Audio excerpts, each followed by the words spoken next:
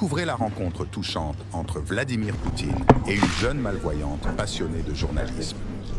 Après sa grande conférence de presse annuelle de plus de 4 heures, Poutine a accordé une interview spéciale à cette aspirante journaliste, lui offrant ainsi une occasion unique de réaliser son rêve. Un moment rempli d'émotions et d'inspiration. Elle en a profité pour explorer son visage et l'a trouvé vraiment cool.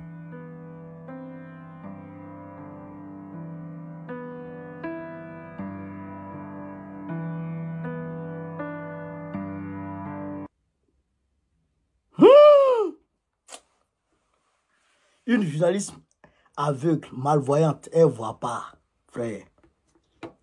Poutine la voit dans ses œuvres, dans les médias. Et la femme, son rêve, c'était d'interviewer Poutine un jour. C'est son rêve. Il a regardé ça quand il dit, la fille là, je vais la surprendre. Puis il demande aux gens, organisez ça, j'arrive. Il finit sa conférence de plus de 4 heures, il est fatigué. Et puis il vient se prêter aux questions de la jeune journaliste qui ne voit pas clair, par compassion, par admiration, par encouragement. Il est venu s'asseoir, il lui pose-moi les questions. Et la jeune dame a commencé à poser les questions. Elle a posé les questions et il répond. Elle parle, il répond. Elle parle, il répond. Après, la jeune dame, elle a décidé, chers camarades d'Afrique, de toucher le visage de Poutine pour voir à quoi il ressemble. Parce que les aveugles, là, eux, là, c'est le toucher, l'odorat et puis l'écoute. Quand ils touchent, ils peuvent savoir c'est qui ça. Quand ils sentent, ils peuvent savoir c'est quoi. Quand ils entendent, ils peuvent savoir c'est de qui ça vient. Frère, elle a touché le visage de Poutine. Elle a trouvé que Poutine, vous avez vu, elle a touché le nez là. Elle a trouvé que Poutine, il est magnifique, il est beau, il est élégant.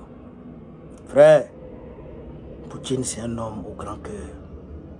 C'est pourquoi, jusqu'à présent, Dieu ne le livre pas aux Occidentaux. Dieu ne le livre pas aux Occidentaux.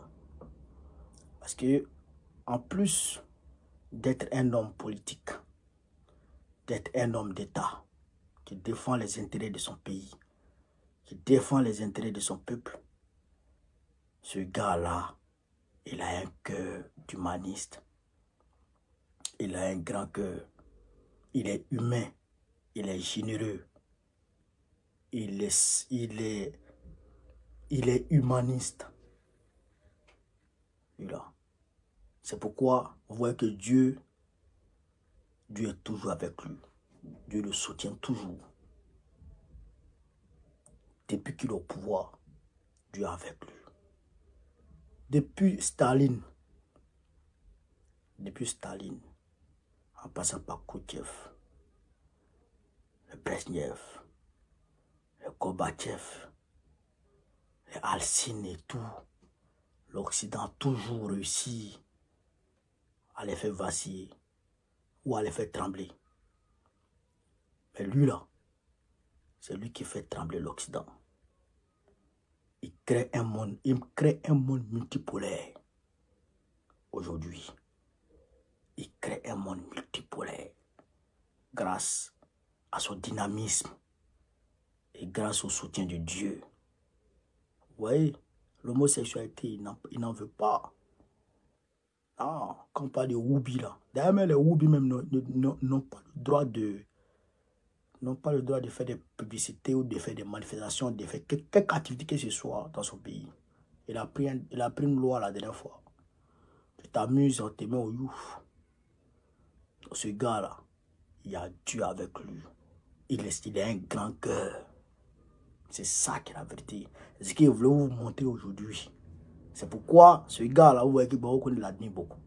C'est pas pour rien. C'est un homme, il est très bien. Camarade d'Afrique, c'est ce qu'il voulait vous montrer. Sur ce, vive l'Afrique libre. Vive la paix dans le monde. Vive le panafricanisme. Gbagbo président du Côte d'Ivoire 2025. Inch'Allah, on est ensemble.